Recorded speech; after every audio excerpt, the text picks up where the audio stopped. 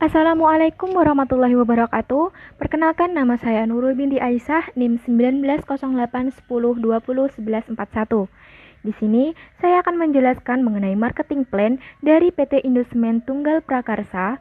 Sebelumnya, saya akan menjelaskan terlebih dahulu profil singkat dari PT Indosemen. Yang pertama adalah sejarah pendiriannya. PT Indosemen Tunggal Prakarsa didirikan pada tahun 1985 melalui penggabungan usaha 6 perusahaan yang memiliki 8 pabrik semen. Perjalanan panjang perseroan ini telah dimulai pada tahun 1975 dengan didirikannya sebuah pabrik semen di wilayah Citerep, Jawa Barat oleh PT Distinch Indonesia Cement Enterprise. Pendirian ini disusul oleh perusahaan dan pabrik lainnya. Dalam kurun waktu 10 tahun telah berdiri 8 pabrik yang dikelola oleh 6 perusahaan yang berbeda. Pada 16 Januari 1985, keenam perusahaan tersebut melebur menjadi satu dengan didirikannya PT Indosemen Tunggal Prakarsa. Lalu, siapa sih pendiri atau pemilik dari PT Indosemen itu sendiri? Yang pertama ada Sudono Salim. Yang kedua ada Suwi Katmono. Yang ketiga ada Ibrahim Rizjat. Dan yang keempat ada Sutanto Juhar. Selanjutnya, di sini saya akan menjelaskan mengenai kondisi terkini dari sisi pemasaran. Yang pertama, ada jenis dan keunggulan atau kelemahan produk. Jenis produk dari PT Indosemen adalah yang pertama, semen Portland komposit, kualitas prima PCC. Lalu ada semen Portland 3 roda jenis 1. Lalu semen Portland 3 roda jenis 2. Dan semen Portland Pozolan PPC Raja Wali. Selanjutnya ada semen sumur minyak atau oil well semen. Semen putih 3 roda. Acian putih TR30 3 roda.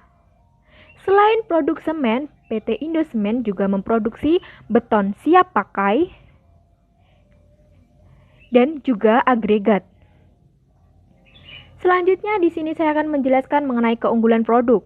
Selain jenisnya yang beragam menyesuaikan fungsi konstruksinya, semen 3 roda mempunyai ketahanan yang prima, tidak mudah retak, dan saat pengerjaan proses pelapisan mudah kering. Sesuai dengan tagline dari produk semen 3 roda yaitu kokoh dan terpercaya, Indosemen mampu bersaing di pasar dengan menjamin bahwa produknya dapat membuat bangunan kokoh dan konsumen akan terus percaya pada produk semen 3 roda.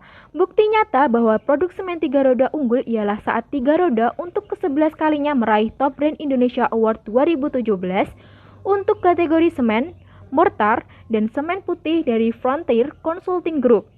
Menyandang gelar Top Brand selama bertahun-tahun, 3 roda teruji kokoh, terpercaya dari segi kualitas maupun pelayanan. Selanjutnya kelemahan produk. Semua produk pasti memiliki kekurangannya masing-masing. Dalam hal ini, kelemahan dari produk Indosemen adalah terlalu banyak memproduksi jenis semen, namun pengembangannya yang kurang. Terdapat 5 jenis semen abu-abu, namun yang benar-benar laku di pasaran hanya 2.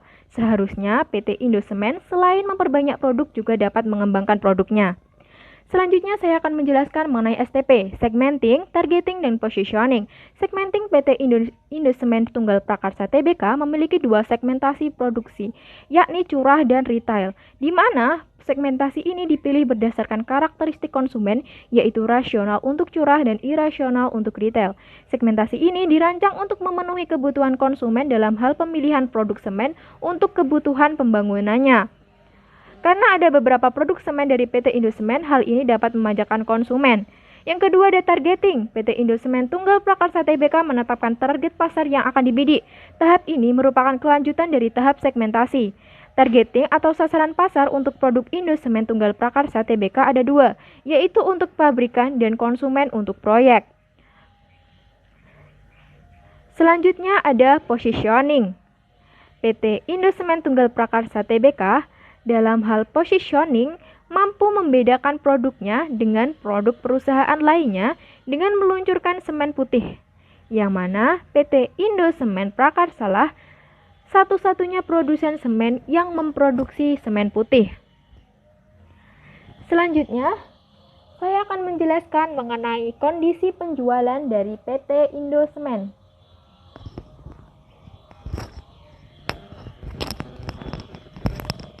Kondisi penjualan dari PT Indosemen Tunggal Prakarsa Tbk mencatat penjualan 7,3 juta ton semen selama semester 1 2020.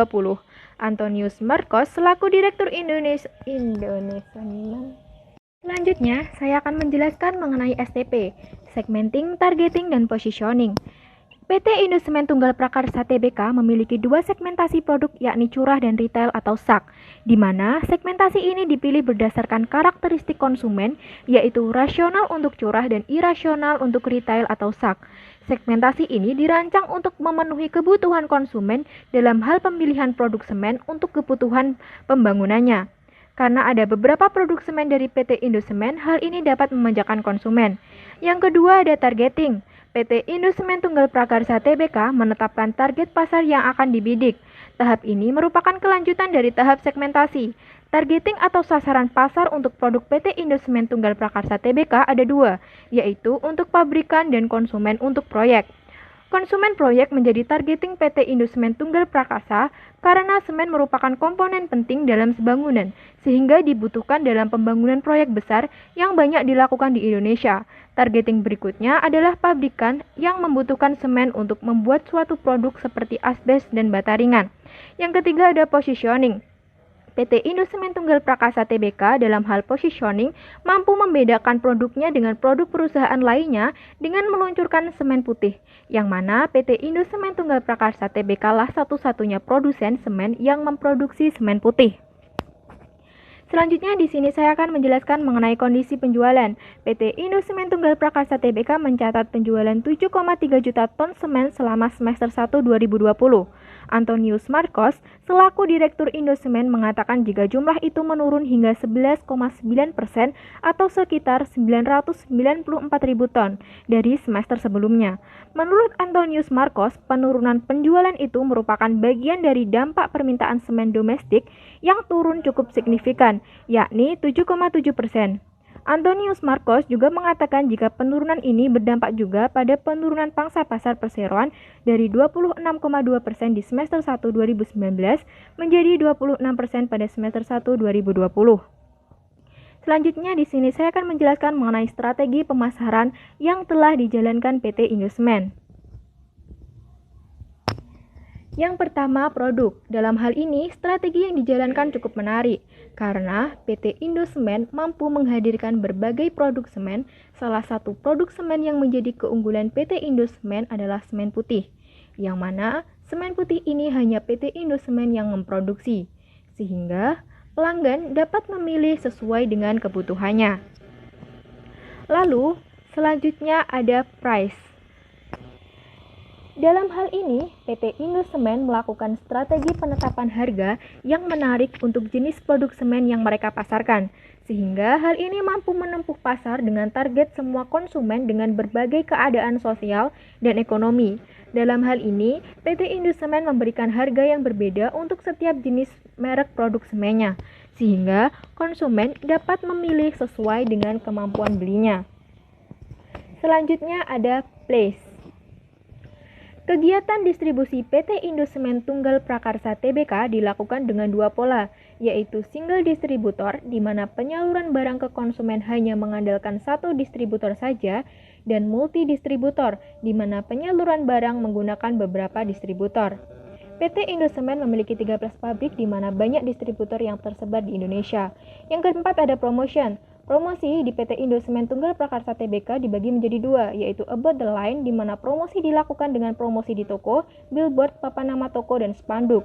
Cara promosi berikutnya yaitu Below the Line, di mana promosi dilakukan dengan sales promo, media seperti TV, dan lain-lain. Selanjutnya saya akan menjelaskan mengenai kondisi persaingan dari PT Indosemen. PT Indosemen Tunggal Prakarsa Tbk selaku produsen semen 3 roda dan semen Raja Wali mengaku optimis menghadapi ketatnya persaingan bisnis industri semen tanah air. Masuknya pemain baru dalam industri semen tanah air membuat persaingan bisnis ini semakin ketat. Namun di tengah kondisi persaingan yang ketat, yaitu dengan masuknya produsen, PT Indosemen tetap mampu menaruh kepercayaan konsumen. Selanjutnya analisis SWOT berdasarkan kondisi terkini.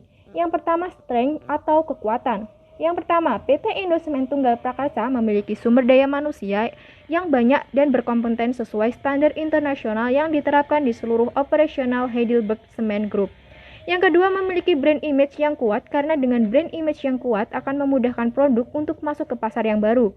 Yang ketiga, PT Indosemen Tunggal Prakarsa merupakan salah satu pemimpin pasar industri. Dengan keberhasilan di industri nasional akan membantu dalam kegiatan ekspansi PT Indosemen. Lalu selanjutnya ada weakness atau kelemahan. PT Indosemen Tunggal Prakarsa memiliki kelemahan yang belum mempunyai pengalaman dalam akuisisi perusahaan, sehingga perusahaan harus teliti dalam menerapkan strategi. Sarana publik sudah tidak layak sehingga perlu diperbaikan atau melakukan pembelian teknologi baru. Lalu yang ketiga ada opportunities atau peluang. Yang pertama, PT Indosemen memiliki peluang untuk meningkatkan jumlah produksi karena terjadinya peningkatan permintaan terhadap semen. Yang kedua, PT Indosemen memiliki peluang untuk meningkatkan pangsa pasar serta ekspansi karena dipermudahnya regulasi yang ada. Lalu ada threat. Yang pertama, adanya produk semen dengan harga murah menjadi ancaman bagi PT Indosemen Tunggal Prakarsa. Yang kedua, ancaman dari kompetitor yang kompetitif. Yang ketiga, ketersediaan bahan baku yang semakin menipis menjadi ancaman bagi perusahaan. Selanjutnya ada usulan strategi pemasaran untuk ke depan dari PT Indosemen. Yang pertama, produk. Untuk kedepannya, PT Indosemen harus mengembangkan produknya atau menginovasi produknya menjadi lebih baik.